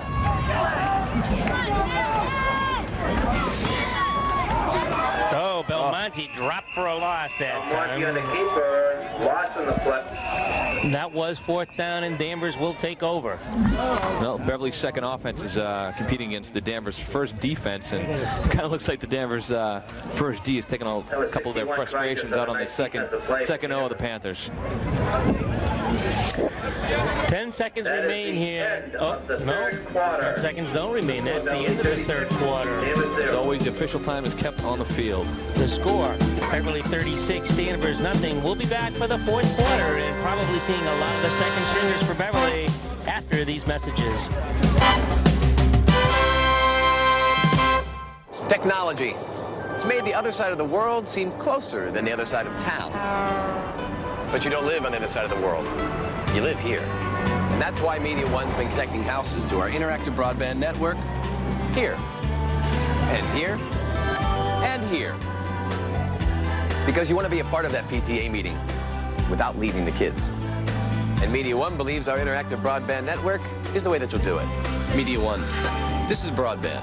This is the way. All right, we're back here for 4th quarter action. 36-0, Beverly on top. Danvers Just frustrated to beyond belief. Back to passes in Jimmy. Rolls to his right. Has a man out there and overthrows him. Pass was intended for Nate Lung. Pat Belmonte was covering on the play, as was Casey Harrison. And I'm fully expecting Danvers to be putting in their second unit any minute. Get them some varsity experience. Well, I I've think. seen they've taken their jackets off on the far side of the field, so I think it's only a moment. At least I hope so. I just think it's fair to let the kids play. I mean, the outcome of the game has been decided. They practice just as hard as everyone else does. That's right. Danvers sends number 88, Jay Silva, way to the right-hand side this time. In Jimmy looking to pass. No, he gives to Dinsmore. Dinsmore's across the 40 to the 44-yard line before he's dropped. Looks like he was met by 23 Cliff Ambrose on the Ambrose in on the stop, as was Jared Sullivan. And that's a first down for the Falcons. See playing linebacker 52 Ryan Hirschfield along with Michael Smith. A discouraging afternoon for the Falcons here, as Beverly has dominated both sides of the football. Injimi again calls signals. I formation to give. No, he keeps the ball. Now looks to pitch. Now pitches. Oh, a bad fumble. Fumble, and Beverly has it. A bad pitch. And let's see who got that. Randy Dinsmore had no opportunity to get that pitch. Dinsmore had just no shot at all. I think Hirschfield got the... Hirschfield recovered the ball, but Peter Fontaine was the guy that made the hit. Here comes the replay. Watch Fontaine come up. Watch. Now, he just doesn't throw this ball right. See how short that is? And Peter Fontaine doing what he's supposed to do, covering the outside man. Pops Dinsmore, and Hirschfeld falls on the loose football. Looks like the quarterback short on the pitch instead of following through.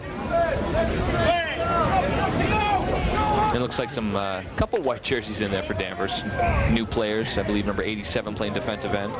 Brian Osborne now the center for the Beverly High School football team. Belmonte fumbles the snap, keeps it, and is popped right at the line of scrimmage. Picked up by Belmonte. It's just getting tougher and tougher to hang on to that football. It is not raining at the moment, and I can only say at the moment because the last time I said that it began to pour. It'll be 2nd and 10 for the Panthers here, as it's under 10 minutes and counting in the fourth quarter. Beverly on top, 36-0.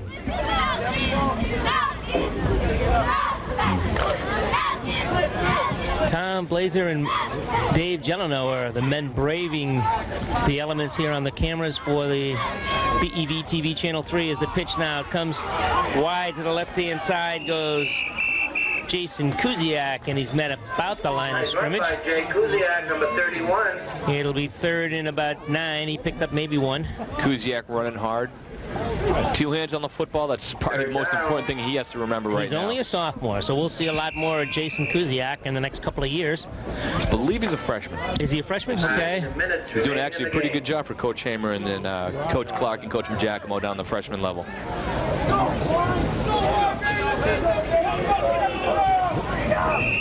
All right, we got a flag, and I do believe they're going to call it delay a game again. We have a flag on the play. Or somebody moved already. Legal procedure on Beverly. How can it be a legal procedure? They weren't even set yet. Might have been too much time. It's the only thing I can Let's see what the think of official at the says. moment. If he says. He's going to keep us in the dark. Well, after that call in the extra point, anything's possible this afternoon. Blocking below the waist. That's a new one. The pitch again goes to Kuziak. Same play. Kuziak on the left-hand side slips, but stays on his feet. Fumble from behind. He fumbles the football, and Danvers has got it. Covered by Danvers. Kuziak was belted from behind by number 46, Nate Lung, and Lung is the guy that recovered the football. Lung picked up the loose ball. Kuziak on the sweep to the left just had no place to go. A wall of Danvers. Here we go. Kuziak. Watch him get popped from behind. Boom. Oh. Welcome to high school football, Jason. Welcome to the varsity. Danvers continuing with their first offense. A couple of white shirts are in there, though. I think they may not have numbers to put in. There's a missed snap, and Beverly has the football unless they've called the illegal procedure. This is just a wild fourth quarter. Jared Sullivan is the man that jumped on the ball. Sullivan on the recovery. Here comes the replay, if there's going to be a replay. Now, I don't even think that Injimi saw the football, so... Jared Sullivan just... he was the only man to get to it. Only man to get to it, and smart to continue the play.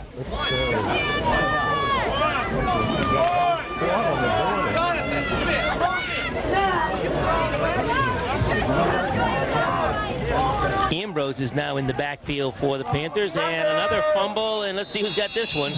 Danvers! Oh, my word.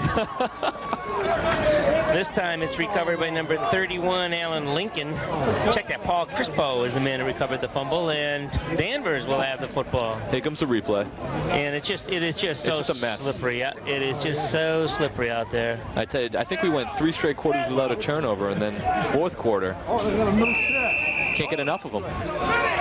Jacob Chadwell now comes into the football game, and Ryan Hirschfeld defensively for Beverly. The give is to Randy Dinsmore, breaking the left-hand side, still on his feet, past midfield, the 40, the 35, and he's dropped from behind. Nice move by Cliff Ambrose to drop him from behind. Nice save and tackle by Eugene Ambrose, and a nice run. Yeah, Cliff Ambrose playing cornerback, showing some pretty nice speed catching Dinsmore Cliff Ambrose from is a good athlete. He has got some speed now. Let's watch the replay. Nice move, though, by Dinsmore to get to the outside because he was blocked up originally in the inside. And I think he made, again, he's making everything he can on his own. He is not getting much blocking at all. No, Danvers, I think, is a little bit depleted right now. Again, the give to Dinsmore. They don't even let him catch his breath, and he's brought down at the line of scrimmage. Boy, they do use him an awful lot, don't they? They do use him a lot. I got to be honest with you, Mike. 7:24 to go in the fourth quarter, 36-0. What good is it having your first team in there if you're Danvers? Well, a loss here really eliminates Danvers from any shot at the title. Definitely. This will be their second conference loss, their third loss in the season, and they're all done. Right.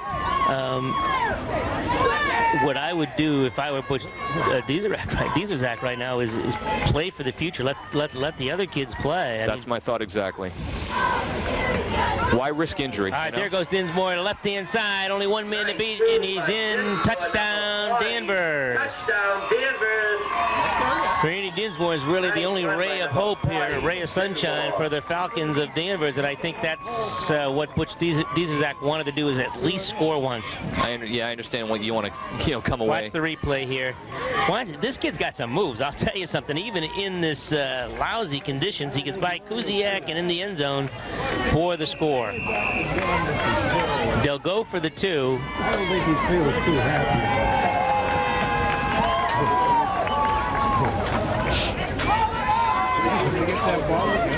6:48 remaining in the football game. Some confusion for the Falcons, personnel-wise.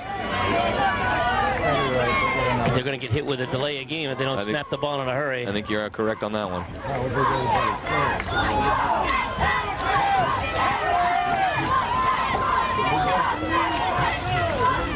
The give again is to Dinsmore, and he is in for the 2 points. The conversion was good again by Dinsmore. Makes the score with 36-8 now. Danvers has finally gotten on the board. However, against the second team of Beverly. I know. I just can't believe they got that last playoff. They were taking forever to snap the football. Again, when you have the Beverly Beverly second team, and a little confusion personnel-wise, especially when it comes to special teams. Putting some new bodies on the field. Number 15 Bowman is in there.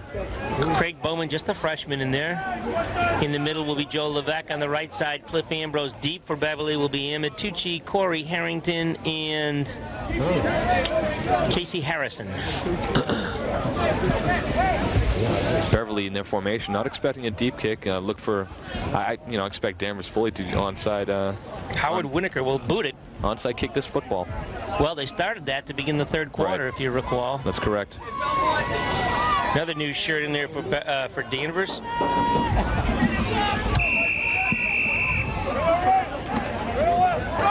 Might be David Hester.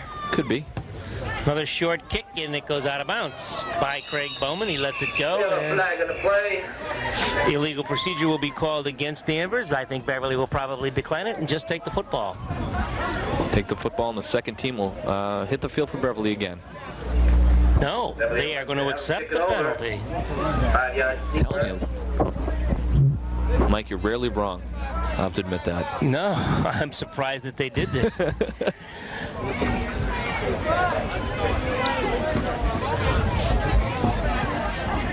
I agree. I'm a little bit surprised myself. Just take the football and.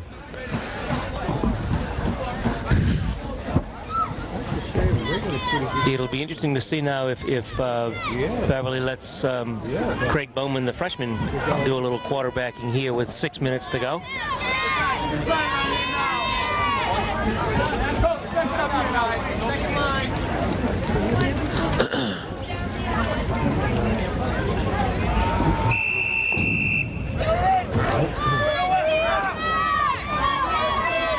And here's Winokur's second boot again. It comes up Harrison, jumps right up to catch it this time and brings it back for Beverly to the 46-yard line. Returned by Harrison. Harrison not fooling around with the football, going straight ahead and going straight ahead hard. Mike Smith has just been penalized. Didn't see what happened. I did. He threw a clean block on somebody and then got up and yapped at him. And yeah, this game's. Both teams are going back and forth verbally. well, the official was only about 2 feet away on that play. If you're going to commit a penalty like that, make sure the official's nowhere near you. Let's see if he puts the mic on the referee.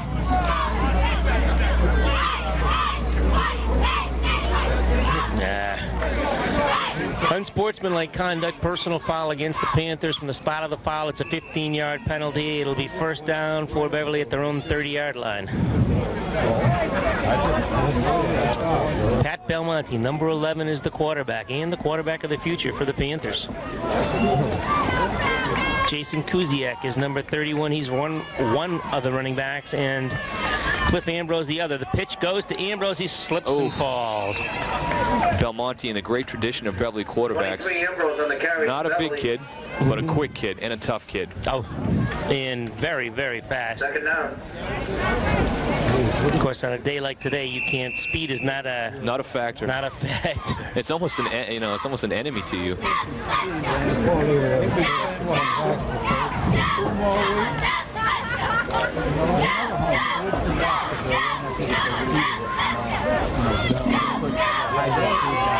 Belmonte bringing him out this time, fakes to Ambrose, rolls right, looking to throw the ball, and is going to be hit from behind. That's Sweeney breathing down his neck, number 33. We'll take a loss of about 10, maybe 12 on the play. It'll be 3rd and 21. 11. All right, we'll go in the middle of that one. Danvers has a new player in, number 79, Tommy Drazodanovich. He's 6'1", 265. Looks like he's playing defensive tackle. Big kid. Only a sophomore. He's going up against Mike Gall of Beverly, number 72. Who's also just a sophomore. Exactly. Battle of sophomores. The give goes to Ambrose. Ambrose coming around the right-hand side, and we got a face mask penalty, I believe, coming against Danvers. Nice run by Ambrose. I think that's going to be an unintentional face mask, as if we can see a replay on this, we're going to see the Ambrose's mask pulled pretty hard. Let's check the referee's call. If it is, I think it's a first down, block below the waist. Ooh. Wow, I saw a face mask here. Let's watch Ambrose's. Let's see. That? Yeah. Wow. Illegal block. Illegal block. I didn't see the illegal block either, to be honest with you. Danvers brings up a 3rd down. sorry, make that 4th down. 4th and 21 for Beverly, so they're going to go into punt formation, and Eric Conant will do the punting for Beverly. He is a reserve sophomore. Gets a pretty good kick into the ball to Dinsmore at the 45. He's at midfield and dropped right there. Good job. 82. Dave Rocchio and Casey Harrison make the tackle. Rocchio, nice play. Number 82. Again, absolutely no blocking on the run back for Danvers. Not at all.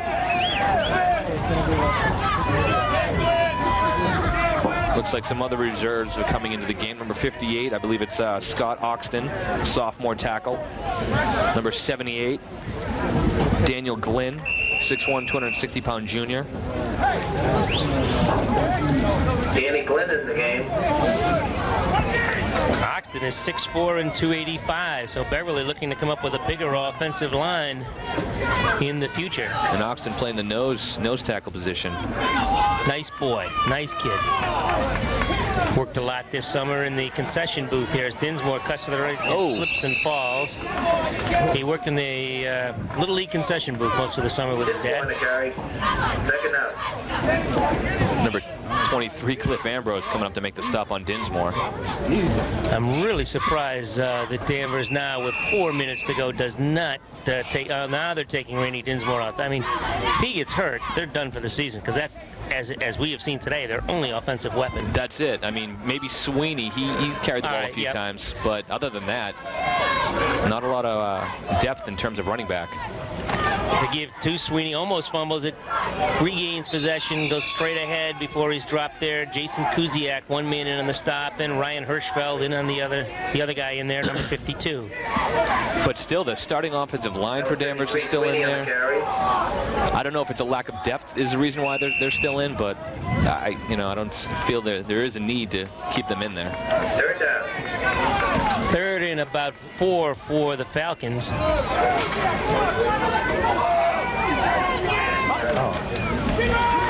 A reverse play this time, and the ball goes to 21 Derek Lyons, and he picks up a first down. Pat Belmonte with a touchdown-saving tackle. And Belmonte comes up limping after making the stop. Here comes a replay. Here comes a replay. Watch Belmonte come up to stop Lyons. Nice fake that time. A good hole that time by the Falcons. And Belmonte stuck his left arm out there and got it run right over.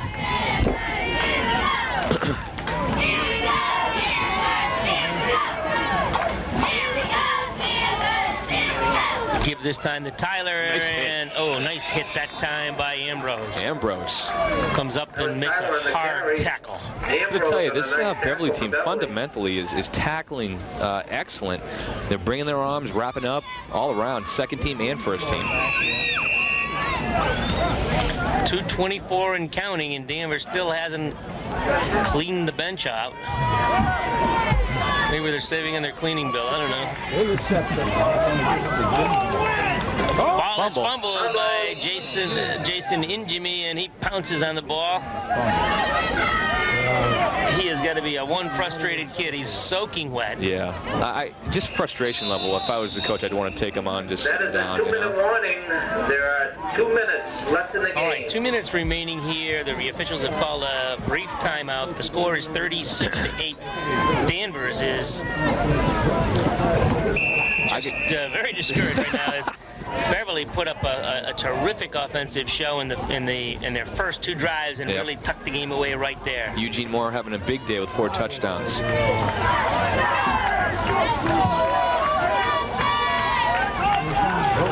I don't believe this. Randy Dinsmore, right-hand side, left-hand side, fumbles the football, and Beverly has it.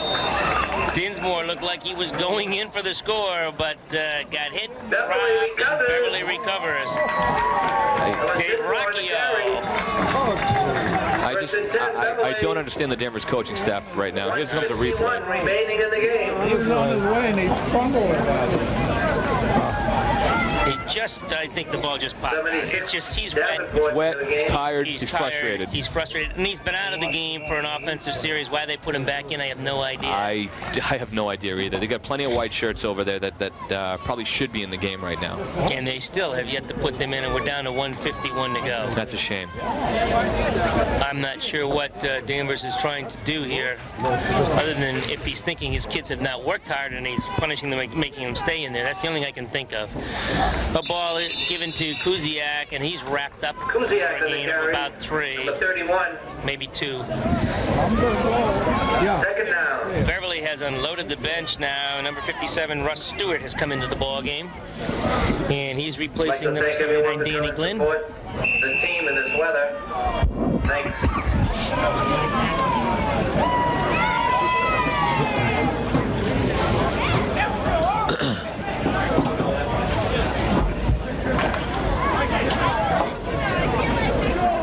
Casey Harrison now back in the game as a wingback for the Panthers.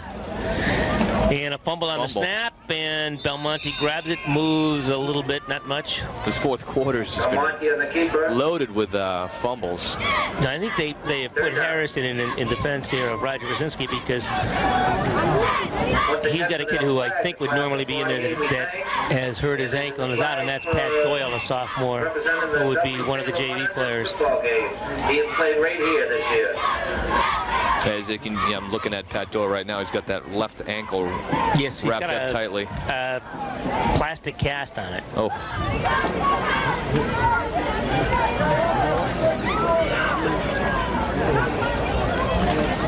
All right, the pitch comes to Cliff Ambrose, and he's popped down there after picking up about 4 or 5, and now we're starting to see some white shirts into the football game for the Panthers, as that was the last play of the football game. There's 10 seconds and counting. Beverly High School has won game number 4 in a row. This is their best start in I don't know how many years. Maybe you can tell us, Jay. Thanks for putting me on the 92, 91? I believe it was 93. They went like 6-0. Okay. I think it was. Hey, it sets up a great game next week, next Friday night with Gloucester. 2 4-0 teams going at it. It sure does. We'll be back here for the wrap-up as the teams come out to shake hands in just a moment.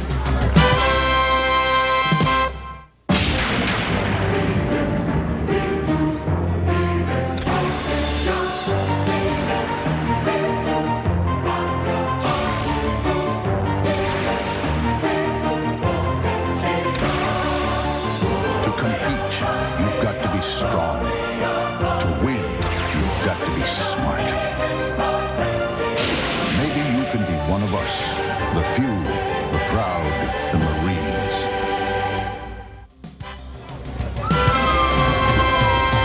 The final score here, Beverly 36, Danvers 8, as the teams are shaking hands at center. Eugene Moore, again the star of the football game, 4 touchdowns for the Panthers. Casey Harrison scored the other one, and Jason Young. This was just Beverly, and Beverly. This was just a great game plan by the Beverly Panthers. Give the ball to your running backs and let them run wild, and that's exactly what they did. Eugene Moore, 4 touchdowns. Casey Harrison, which you don't really see carrying the ball all that often, was an offensive star today. He did a great job. He's got great speed. Matt Amatucci, another great game, a shifty runner. It's just an all-around great game by the Panthers. Offensive line, excellent job blocking, especially the 2 guards, Smith and Bartlett. They did a great job. Well, Beverly High School now will have the premier match this Friday night up in Gloucester, and if you're on the North Shore, I think that's the football game you want to go see. Beverly and Gloucester, assuming Gloucester won this afternoon over Marblehead, which everybody predicted that they would do. It sets up a premier match between the 2. It'll be a battle of the unbeatens. It's going to be a great game. The final score here, and we will be there, by the way, for this football game and bringing it to you on Monday night at 8 o'clock on BEV-TV Channel 3. The final score, Beverly 36, Danvers 8 for our camera crew, Dave Gelineau, Tom Blaser, and our production assistant, Mike Gelineau, and, of course, the boss in the studio, in the truck, nice and warm. Nice. Our executive producer and director, Jim Capillo. And for my partner, Jason Young, I'm Mike O'Brien. Have a very good evening.